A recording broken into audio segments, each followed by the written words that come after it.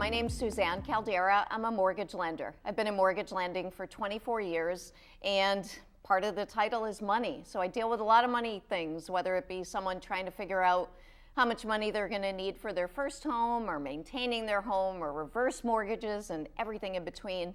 And then impact, the other title of the show. And throughout the course of my life and career, I have been so lucky to have met people that have inspired me and have made an impact. So now, hey, I have a show, and today I've got Susan Lataille with me from Shining a Light on Grief. Thank you so much for having me. Thank you so much for being here. Yeah. It's my pleasure. I want to dive right in. And going into the pain, I mean, you're in a pain field. What created this spark for your business? Talk about it. So Shining on Grief started back in 21 when I had finally gotten to a place after the loss of my son to glioblastoma in 2017. I just wanted to do something, one, to find meaning in my life and to honor him, and just feeling like I had something to offer, that I could help people, maybe if it was just, a listening ear, somebody that understood what they were going through, especially if they lost a child or any other grief, because I don't put my grief or anyone else's grief above anyone else's. I think it's all equal. If we love deeply, we're going to grieve deeply. So with that, I'm like, okay, what do? I became a certified master grief coach, figuring let's have some kind of, title to go along with my own personal experience, which taught me more than anything could teach me. Once I did that, I was like, okay, how do I want to do this? What do I want to do with it? And I've always been fascinated with people's stories. And while, many of them are tragic and heartbreaking, I think they're so important to tell. That people need to hear those stories, that people need to witness those stories. As many times, people don't feel like they can talk about it. So I decided to create compilation books, and based on a prior experience I had, that I didn't feel like I got what I needed as far as support and timelines and everything else to help me along that journey of writing my own story. So in a perfect world, I'm like, what would I have wanted? And that's what I created. To where, I didn't even know the other women that were participating in this book, and here I have a chapter with them. I didn't even know any of them, and I still haven't met any of them except for one that I already knew. So I wanted to make sure that I was able to create a safe environment. I feel like I hold this container for each group of authors where we meet once a month. They have accountability partners. They have a timeline with drafts due. I'm there to help them, guide them along their story and to get the best story out of them that I can. Because it's hard when you're just doing it on your own. You may not understand what's important, or you may be writing the details and feeling the emotions, but a lot of people don't write the emotions that go along with it, or what they're thinking, or what they're witnessing of their loved one's journey was, whatever that was within their relationship, whether it was, an illness or whether it was a sudden death. There are just, the relationships is what I really want to dive into. Like, tell me what that relationship was like. Tell me what it was like for you to witness your loved one go through this journey. And I know what it's like because I've been there. I watched my son deteriorate. I watched him go through all the things that you, quote, do to help you survive. And everybody's different. Everybody's journey's different. Everybody's grief is different. So with that, I kind of just kept, I went to 10 women that I knew. I'm like, this is my vision. This is the way it's going to work. What do you think? And people knowing who I am, they figured, okay, if Susan says she's going to do this, I believe that she's going to do it. I went to 13 people, 10 said yes. And that's when Shining a Light on Grief, Volume 1 was born. And I loved it so much and it worked so well that I did it a second time. Wow. And if this is too much, but I mean, you've opened it up with this is your business, you've done the book. How was it in processing that and going through, almost needing to relive those periods with your son? Like, was that either cathartic, or did you want to run or hide or cry or what? I think all of it.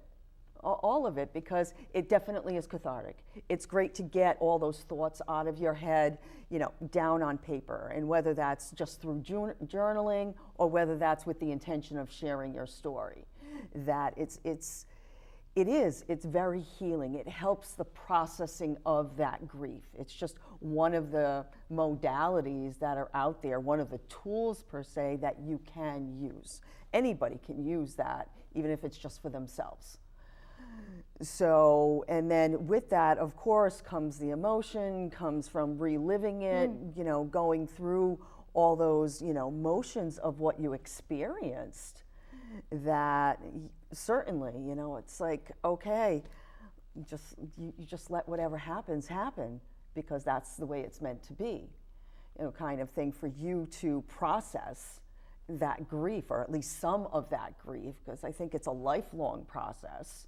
I don't think I'll ever stop, quote, grieving, although I can also choose not to suffer. There's a difference. There's a difference. I don't have to go through, his last days in my mind over and over. That I can choose to look at the good memories and the whole life he had before he was ill. How old was he? He was 28. So I had, 24, 25 good years with him. So I'm not going to shadow that with the last 2.5. And even that time is very precious to me, because I got to be his caregiver. I got to take care of him. I got to guide him along that journey the best I could. Was it easy? No. Anybody who's been a caretaker knows that's not easy. So it was just, it was an honor to be able to do that. Wow. Tell me more on that. I think to be able to be there for somebody in their final stages of life is truly an honor. It's I feel, one of those special things that not everybody gets to do. Because whether maybe somebody dies suddenly. I was always grateful for the fact that I did get those 2.5 years with him from diagnosis. Like, he didn't die suddenly, because that gave me a time to really have no regrets. To do everything that I could within that, even if it was just sitting on the couch with him. So you feel like you were able to say those things that you wanted to say, as opposed to the sudden, like, hey, car accident or something. Yeah, I was able to be with him. I was able to do everything that I thought I could to help him at the time. So, how in your journey in doing this and in getting these stories, have you seen that this has helped maybe the opposite? The kid was hit by a drunk driver, or the kid maybe wasn't being responsible. How have you found that that's a different type of grief, or a different process for the parent or the family member? No, it's funny, because as much as I am grateful for having those 2.5 years, I met other people that are grateful that they didn't have to suffer. So there's two ways of looking at that. Yeah, and because I have a friend of mine whose son was hit while he was riding a bike, and he died suddenly. And she's like, I'm glad that he went that way. Wow. So I think it just, I don't know, maybe we're that way to help process it. Yeah. Like, okay, I'm grateful that it happened this way. And it almost seems like internally that it is a calling for you. Like, this is this is your mission. Yes, absolutely. Because I have noticed the difference in you. You and I had connected years ago through a networking group. Yes. And when you were in a different industry. Right. And we didn't speak that much, but in the interaction, I don't know, it just seemed like, hey, Susan's a great person, blah, blah, blah. But knowing now this, it's like a 180 of the way that I see Yes. you. And have you been told that by people, that they see a difference? Yes, yes, absolutely. And I think part of that is not only, truly living my life's mission and purpose. I know that I'm doing that. And I know for all of us who have experienced grief, we need to find some kind of meaning in our life now, or maybe even to honor that loved one. How do we do that and continue to move forward, because life doesn't make sense anymore when that happens. Me, and I've heard it from numerous other people, is like, what's this all about? Why am I here? Kind of thing, like going to that age-old question of why am I here anyway? And that has been a reoccurring, question for me, especially in the early years of my grief, until I knew that I had a definite path and I could make impact. It really is about me making impact and helping other people. Maybe maybe they just move this much through writing their story, but then I've also seen somebody do a complete 180 from the time I met them to the time they finished reading their story. I'm just blown away at the transformation that has happened. And on the other side of that, it helps our loved ones' stories to live on. That it's out there in print, it's out there on Amazon. Right? What was your son into? Oh, he loves sports. Yeah. Loved playing sports, loved watching sports. I haven't watched anything since he passed. What were any favorites, or was it any sport he would watch? Yeah, mostly he would watch any, but I think his favorites were football. Okay. Football, baseball were probably the top two. Yeah. So At least he was around during the Tom Brady years. yes, he was. Yes, he was. Yes. Although when he was young, for some reason he was a Cowboys fan. I have no idea why. All right. No idea why. With couples, a lot of times the loss of a child can impact a marriage. And, Absolutely. Are you familiar with any of those stats, or? I don't have any stats really. Like I've heard, and I didn't research this, so I'd rather not say. Sure. But it can be, because we all grieve differently. So one person might want to, preserve, let's say, a loved one's room, especially if it's a child. They might not want to touch anything. And then the other person might want to clean things out because they don't want that constant reminder. So a lot of times, the two people can, kind of be at odds, because I'm really, grieving right now because this happened. Why isn't it affecting you? And then something else might trigger them. And then that the other person doesn't understand. So it takes a lot of communication and understanding that, look, we're all different. We all grieve differently. It depends on who we are, how we've handled things in the past, what kind of community and friend, support, friends, family, and community is so important. And were you two good communicators, or did it create any It disconnect? did. It did. My husband is not the father of my son. Okay. So it was a different dynamic for him. They weren't close or anything. It was so it was different, as he, couldn't understand what I was going through. But at the same time, he had to watch me spiral. Yeah. He had to watch me self-destruct. And thank God I was able to come out of that. Like, I didn't continue down that road. Yeah. And was that through following the path of doing the journaling, or doing this discovery and writing about the story? Part of it. I think we all have, these tools in our toolbox. Yeah. That we've discovered over the years helps us, and that was just one of them. What got you to that point? Because it seems like you've done a lot of work on yourself and Yes. are very self-aware. Did you do a lot of therapy, or are you a big reader? Or? I am a big reader. Yeah. I've become a big meditator, which is something that I think totally shifted my energy too. Today, 1,150 days consecutively that I've meditated. Wow.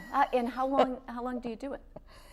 Anywhere from 10 minutes to an hour some days. Okay. It depends. Do you use an app, or do you do your own I do. breathing? Or yeah. I use the Insight Timer app, Okay. which it keeps track of the days for you. Yeah. I use 10% Happier. Okay, Yeah. so same Yeah. thing. So yeah, so that's been life changing, more so I think than anything else. And then everything else supports it. Sure. You know, finding that community, being able to serve and make impact for other people has really helped me. In addition to, because of the nature of my work, I'm constantly looking at my own grief. There's no, oh, let's put it on the back burner over here while I take care of this. It's always in my face. Do you ever have those moments? Like, do you ever have a moment where you're just so overcome and, Yes. and you've got to cry? Yes, absolutely. And what do you do? Yeah, I cry. Yeah? I let myself do whatever I need to do. You know, it's about, you know, handling ourselves with that compassion that we would, give a friend, or and that grace to know that this is just part of the process. And if something triggers me, then I know that just means that there's more healing that needs to take place there. And this is one more, maybe little tiny piece that I can process because I need to address it. And you said earlier about, pain and suffering, and how do you get someone to see that they're in too much of a suffering mode, or is that something that has to come naturally on their grief journey? Because I'm sure there's no, like, hey, what is it? The stages of death? What's it? Right, stages of grief. Yes. Stages of grief, but everyone's timeline is different. Correct. And you could go forward and then back, and you could be all over the place where that's concerned. Like, anger is the first stage, which I think I stayed in anger for maybe 10 minutes. Really? Yeah. Wow. Because you've got such a strong personality that I would think that you'd shift to that. No? No. Wow. No. Only once did I get like really angry. Okay. And then the rest of it is just, it was more just, sadness and really coming to the place of acceptance. So, and I think for me too, where I know I can talk to my son at any time. I know that I can hear him in my head. I know that he'll yell at me when I need it. He's there when I need him. So I miss his physicalness. I miss him being here. I miss his laugh. I miss so much about him. Although I am so happy that I have that connection to him, because I don't know what I would do without that. And you've shared his story. So from sharing his story, what do you see was the purpose of his life? What did he leave? What imprints did he leave? I think his biggest significance in my life was to really show me true compassion. Because before he got ill, I can't say I was the most compassionate person. I really wasn't. I'm like, you created your life, you created your situation, you figure it out. Did you look into that? I'm not sure why I was like that, but I'm not anymore. But it was like that, thinking about, after he passed, like, what did I learn from him? And what did I learn about the experience? And that was the number one. The second thing was to ask for help. It got to a point where I needed help in caring for him. Like, the week before he died, my husband said to me, "How long are you going to do this?" And my answer was, "As long as I have to." Because I'm not going to stop. I'll do this as long as I need to. So it was very eye-opening to have that experience in life, because it certainly changed me. It changed my outlook on life. It made me appreciate things more than I think I did before. Where's your compassion now? Old Susan versus new Susan? Oh,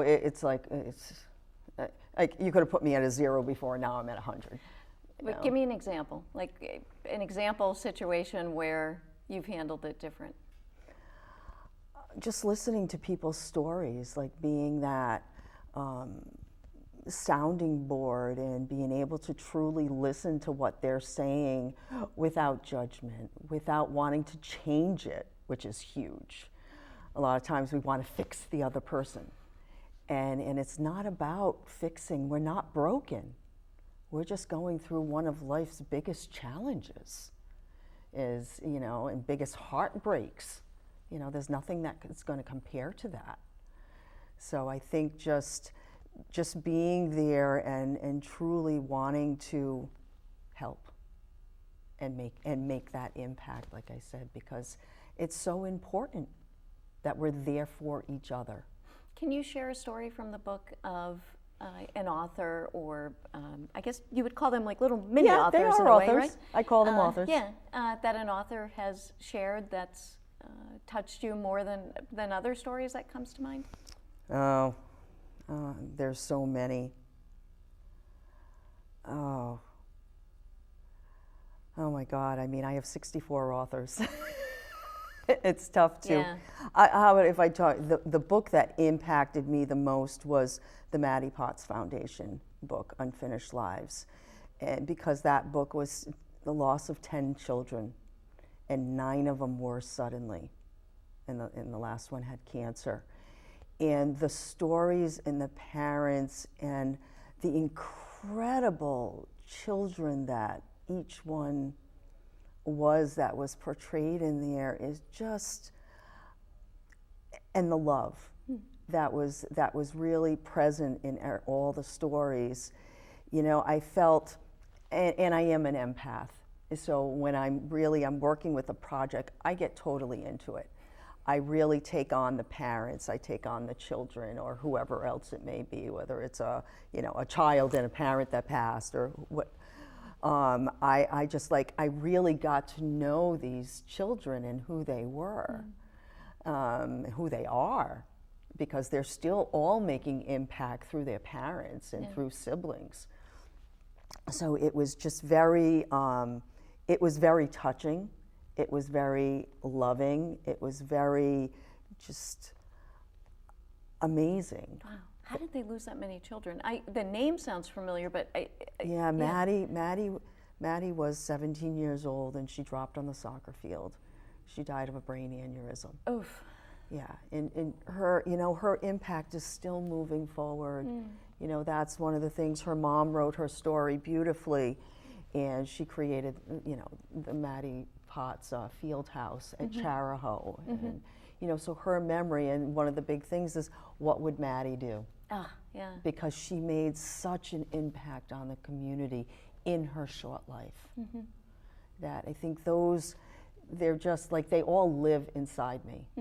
And I just look at, all of these authors, these parents, or some of the other people in the other books, with such admiration and love. And when the Maddie Potts book was released and launched, I sat on the side, like truly a proud mama bear.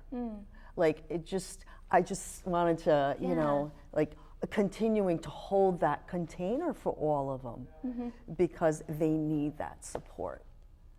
They need community. Community is so important, and I feel we've gotten so far away from it in a lot of cases, between community and ritual and everything else. I think a lot of that has gone by the wayside, and it's not surprising that people feel alone. Yeah, because many times we're behind our devices. Right. Yeah. Or people's families aren't as close as they used to be when they all lived in the same town, and sometimes on the same street, and and they were always together. Now families are separated across the nation and beyond. So it's hard to find that sense of belonging sometimes. I would think with the books that they're probably a good vehicle for you to reach out and speak to either companies or other organizations on Because somebody could have an employee that's dealing with maybe Yes. a Yes. child or a family member that is either severely ill or suddenly died. Yeah, the workplace is a tough environment for somebody who's grieving because it's not recognized. It's not just, oh, you had your, whatever, 2-3 days of bereavement. Your PTO, have a nice day. Yeah, exactly. Okay, now we expect you back. And the knowledge, especially if somebody hasn't gone through any type of significant loss, they don't understand the impact that it plays on somebody's mental health. You know, it's been proven that something physically happens to the brain. You know, you go into this fog, you're not as productive, you can't do the things the way that you were doing them prior to that, at least at first. And it's not acknowledged. And places of employment lose so much money because people leave. They can't be in that environment anymore. They're not acknowledged. Nobody's addressing the fact that they just lost somebody very significant to them. Yeah. And so now they leave. Okay, we got to train somebody else. You know, it's like this constant revolving door with people because they're trying to see where they fit in. And if they don't feel like they fit in that work environment anymore, they're going to go look for something else. Yeah, or suffer in silence and not quit, but then not do their job. Right, exactly. Yeah. So it is difficult because, and that's one of the reasons I called, you know, my company and my personal books, Shining a Light on Grief, because I really want to bring it out of the shadows and into the light. I want it to be more recognized. I want people to be able to talk about it easier. I love being out there, even just networking in the business community, and I tell people, oh, I'm a grief coach. They're like, oh, really? And a lot of times just me saying that one thing gives the other person permission to say something. Oh, I just lost this person. I just lost this person. And then they proceed to tell me something very personal. Yeah.